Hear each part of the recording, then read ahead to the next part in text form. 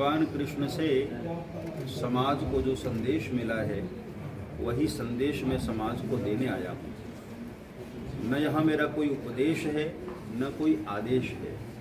ग्रंथों का जो संदेश है, भगवान कृष्ण का जो संदेश है, वही संदेश मैं लोगों को बताने आया हूँ।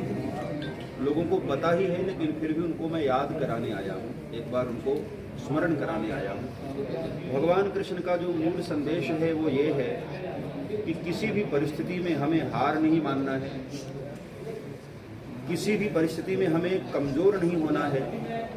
अंततो गत्वा विजय धर्म की होती है, अंततो गत्वा विजय सत्य की होती है। तो हम अपने मूल को पकड़े रहें और घबराएं न, परेशान न हो, मुस्कुराते हुए उस मार्ग पर चलते रहें, निश्चित हमें मंजिल मिलेगी और हमें सफलता मिलेगी। ठीक है। यदि उत्सव मनाना बंद हो जाएगा तो वो समाज धीरे धीरे बड़ा कमजोर होता जाता है। पूरी दुनिया सनातन धर्म से इसलिए चिढ़ी हुई है क्योंकि सनातन धर्म के पास एक बहुत बड़ा उत्सव है, कुंभ मेला, जिसमें करोड़ों लोग वहां पहुंचते हैं और उन करोड़ों लोगों की सेवा आप जैसे भक्तजन और संतों के निर्देश में आप सब लोग ही करते हैं। मानवता की इससे बड़ी सेवा मैं समझता हूं और कोई नहीं हो सकती है। जब भी शुभ कार्य होता है, फल जब पकता है तो उस पर कौवे भी चांच मारते हैं। तो जब अच्छा कार्य होता है तो जो जिनको तकलीफें होती हैं वो कुछ न कुछ बोलेंगे, लेकिन एक बड़ा प्यारा शेर है, माना कि वो मारने को पत्थर उठाएंगे, माना कि वो मारने को पत्थर उठाएंगे, लेकिन हम भी वहां खड़े हैं जहां तक उनके पत्थर न आएंगे। उसमें हमने देखा कि सभी साधु संतों ने बड़े बड़े बहुत पंडाल लगाए, रुकने की व्यवस्था की, हजारों लाखों के भोजन की व्यवस्था करके करवाया।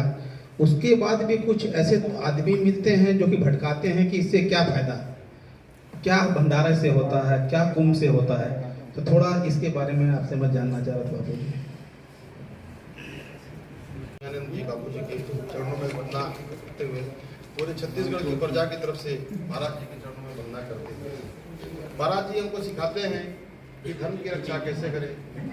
महाराज जी हमको सिखाते हैं कि हमको कम समय में कैसे पूजा पाठ कर ले, अपने कर्तव्यों को निभाते हुए कैसे हम समय दें, कैसे भगवान से जुड़ें, कैसे आराध्य करें, बच्चों का पालन, नया पीढ़ी को कैसे हम शिक्षा दें, किस तरह से कपटी लोगों से बचें, अपनी समाज की सेवा कैसे करें, हमारे सनातन धर्म की रक्षा कैसे करें। बापू जी के चरण से, बापू जी के श्रीमुख से ऐसे हम लोगों को सीखने को मिलता। इसी तरह से हमारा भी लगता है कि चलो आज अच्छा सौभाग्य हुआ कि रायपुर की धरा में बापू जी ने हजारों संख्या में लोगों को प्रेरित करने का और एक अच्छे मार्गदर्शन में लाने का सौभाग्य था, जिसे हम लोग ने मिल करके इसको पूरा करना चाहा और आगे भी इस काम में बापू जी की चरण सेवा में हम लोग लगे रहे। नहीं देखे जितने छत्तीसगढ़ के हैं, तो इनको बहुत कुछ कहने की आवश्यकता नहीं है। केवल इतना ही मैं कहूंगा कि अपनी परंपराओं को न छोड़ें। जो हमारी छत्तीसगढ़ की परंपरा है, उन परंपराओं के अनुसार अपना आचरण करते रहें। उन्हें बहुत कुछ समझाने की आवश्यकता नहीं है, क्योंकि रामचरितमानस का पाठ, नवधा रामायण यहाँ मोहल्ले मोहल्ले में होता रहता है, शहर शहर में होता रहता है। तो जहाँ धर्म ग्रंथों का प्रसार है वहाँ उनको बहुत ज़्यादा मार्गदर्शन देने की आवश्यकता नहीं है। हिंदू राष्ट्र बनाने की बात कही जाती है, क्या जागरूक रहे तो हमारा कोई भी शोषण नहीं कर पाएगा। सेवा के नाम पर, उदारता के नाम पर यदि हमारा कोई धर्म परिवर्तन करा रहा है या कराने की मंशा रख रहा है, तो ये कहीं न कहीं हमारा लोभ आड़े आता है और हम उस लोभ के कारण फंस जाते हैं। इसलिए समाज में हर घर में कथाओं का संदेश जाना चाहिए।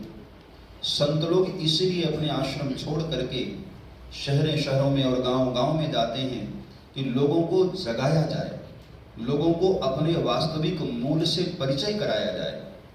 ये सारा का सारा जो भी खेल चला, ये पिछले कई सालों से जब संतों के ऊपर आक्षेप किया गया, संतों पर कटाक्ष किया गया, संतों से दूर कर दिया गया, तो संत लोग भी आश्रम से निकलना कम कर दिए थे।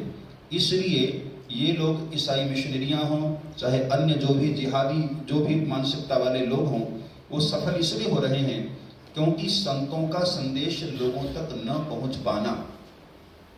अब जैसे जैसे संतों का संदेश पहुंच रहा है, सोशल मीडिया पर संत, ब्राह्मण, आचार्य सब एक्टिव हो रहे हैं, लोगों को धर्म का वास्तविक स्वरूप पता चल रहा है और उनकी मनसा का पता चल रहा है, तो लोग जागरूक हो रहे हैं। और थोड़े दिन के बाद आप देखिए, ये जितनी भी मिशनरियां अथवा तो जितने भी लोग इस तरह के कार्य में संलग्न हैं, उसमें मैं देखता हूं कि ज्यादातर माताएं कथा में आती हैं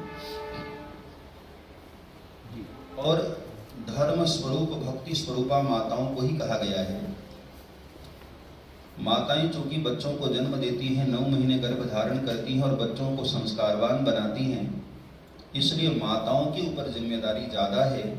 एक अच्छा मनुष्य समाज को दे, इसमें माता की भूमिका बहुत बड़ी होती है। युवा भटका दिए गए हैं। पिछले कई वर्षों से फिल्मों के माध्यम से संतों को टारगेट किया गया, आचार्यों को, ब्राह्मणों को टारगेट किया गया। ये सोची समझी साजिश के तहत किया गया कि समाज को दिशा देने वाले, समाज को मार्गदर्शन देने वाले संतों के प्रति जब अश्रद्धा हो जाएगी तो समाज दिशाहीन हो जाएगा और ऐसे समाज को शोषण करना बहुत सरल हो जाएगा। तो अभी जो युवा पीढ़ी है, पिछले 30-40 वर्षों को यदि देखा जाए, पिछले 50 वर्षों में बॉलीवुड में और पत्र पत्रिकाओं के माध्यम से संतों के खिलाफ एक जहर का वातावरण रखा गया कि सारे संत ऐसे ही होते हैं। मान लो कोई गलत आचरण वाला व्यक्ति संत का वेश बनाकर आ गया और उसने कोई अपराध कर दिया, तो हम सारे संतों को एक ही दृष्टि से कैसे देख सकते हैं? क्या डॉक्टर से भूल नहीं होती? क्या एडवोकेट से भूल नहीं होती? हर समाज में भूल तो होती है ना। किसी डॉक्टर ने यदि पेट में कैंची छोड़ दी तो इसका मतलब क्या हम डॉक्टरों से अश्रद्धा कर रहे हैं? किसी एक संत से यदि कोई भूल हो गई और वो भी संत का वेश बनाने वाले से, तो क्या हम सारे संतों को अश्रद्धा कर लें? हमारे युवाओं के साथ यही हुआ है, इसलिए युवा भटक गया है। आज आवश्यकता है कि युवाओं को सही मार्गदर्शन दें और उनको पुनः धर्म से जोड़ा जाए। धर्म का जो मूल स्वरूप है